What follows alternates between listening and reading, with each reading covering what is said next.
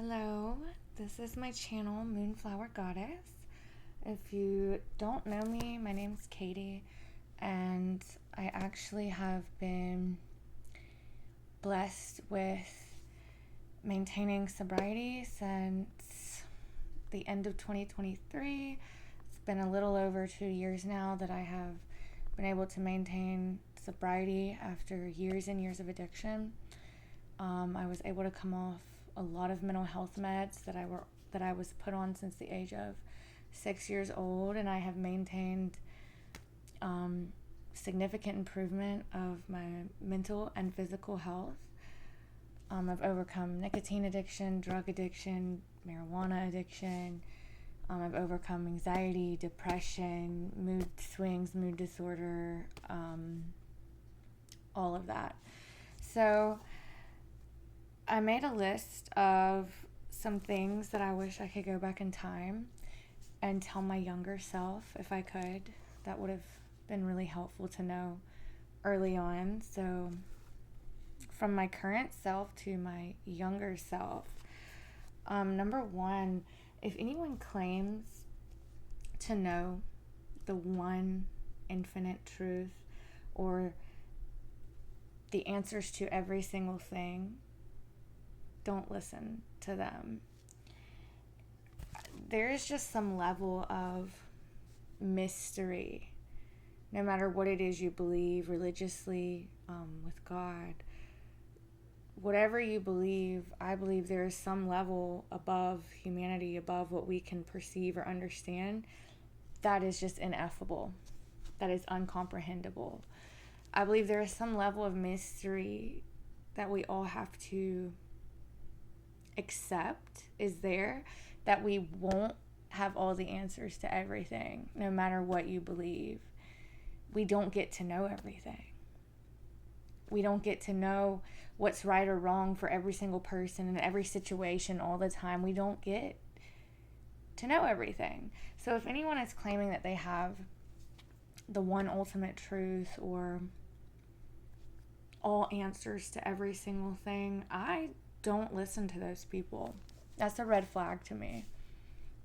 I think the more truthful stance would be to say there's some things none of us know and never will know and can't know while we're in this limited experience as a human being. There's some things we just don't get to know or comprehend or understand fully.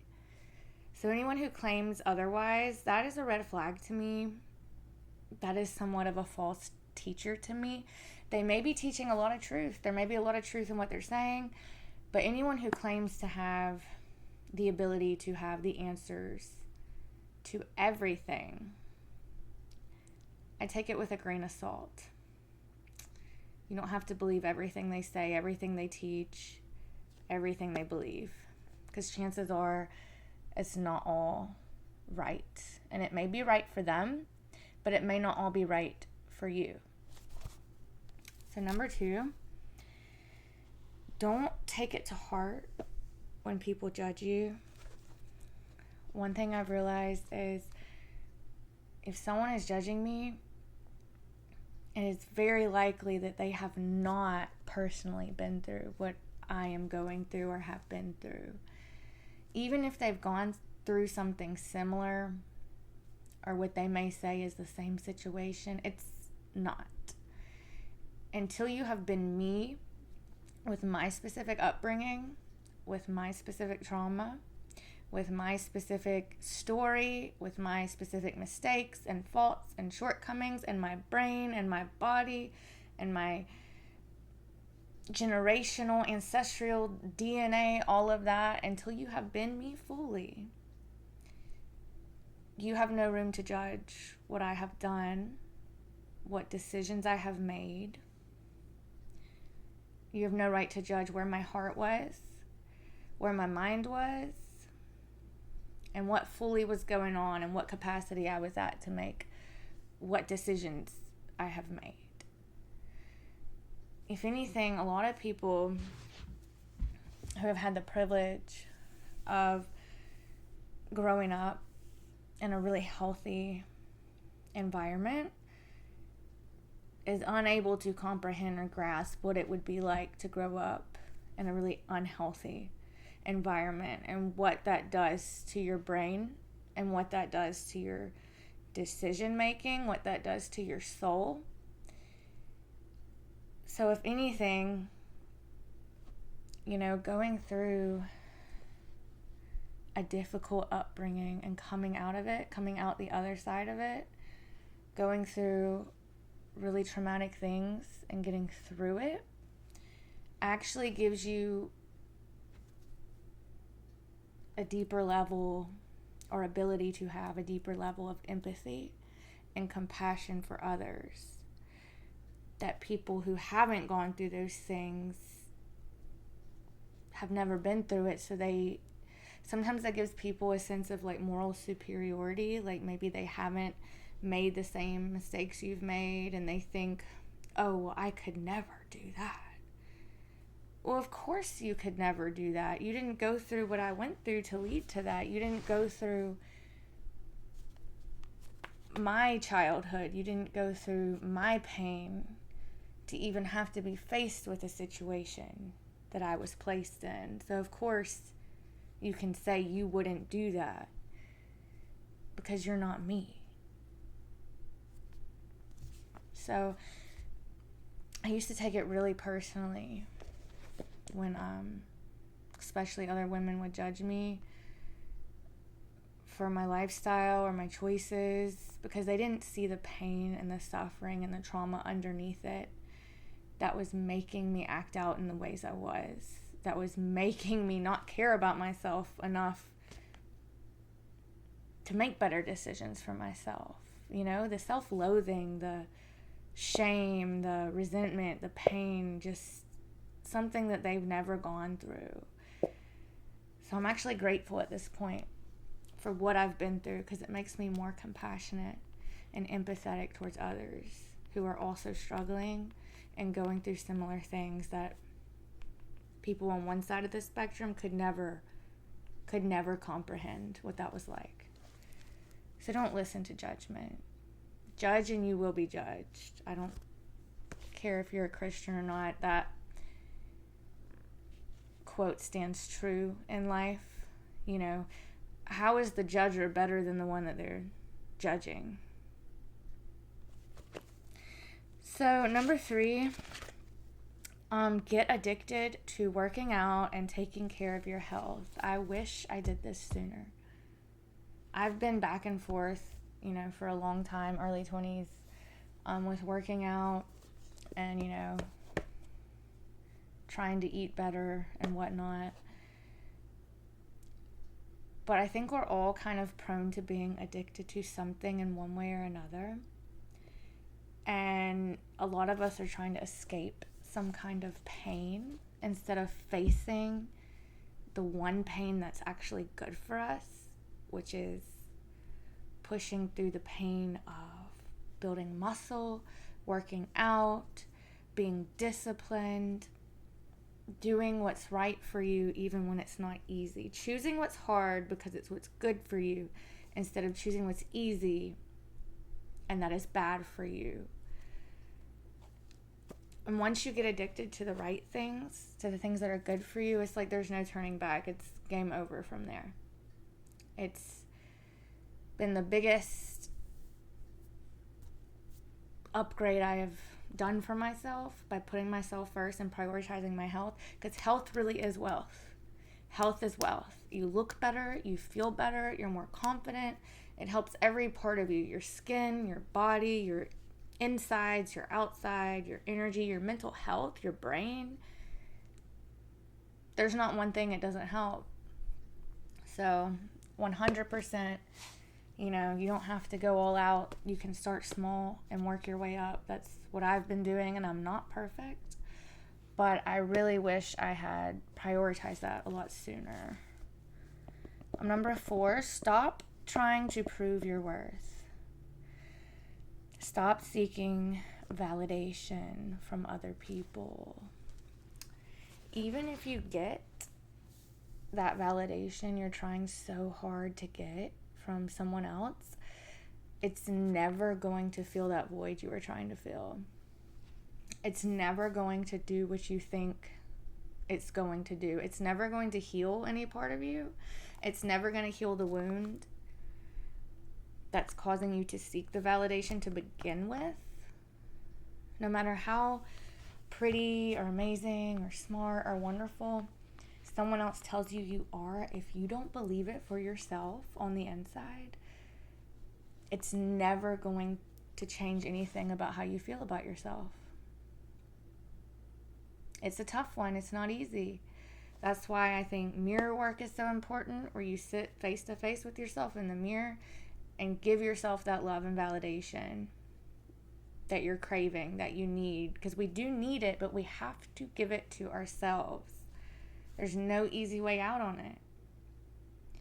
You have to give that love and validation to yourself. And yes, some people got it growing up, and so maybe they don't struggle with that as much, but some of us didn't get that growing up. And as shitty as that is, and as unfair as that is, the beauty of it is we can learn from that and learn to give it to ourselves. And I think it makes you all the more stronger to figure out how to give it to yourself when you didn't get it growing up.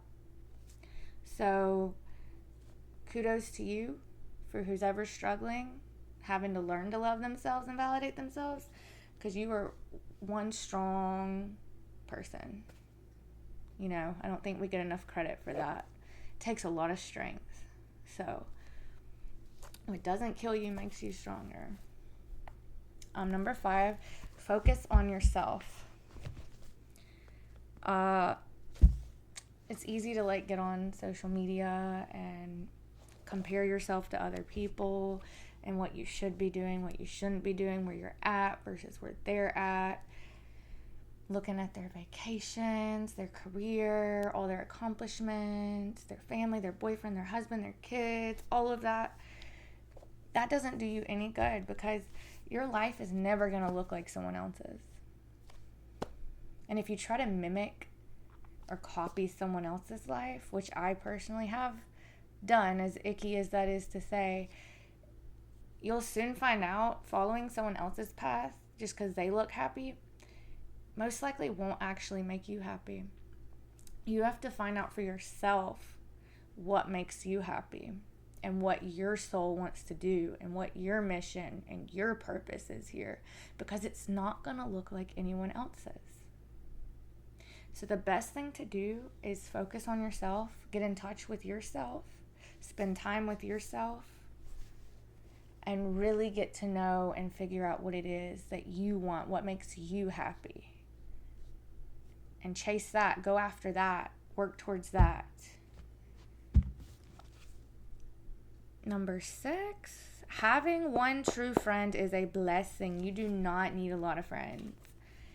In fact, I question some of these people who have 15,000 friends, because nobody has that many good friends.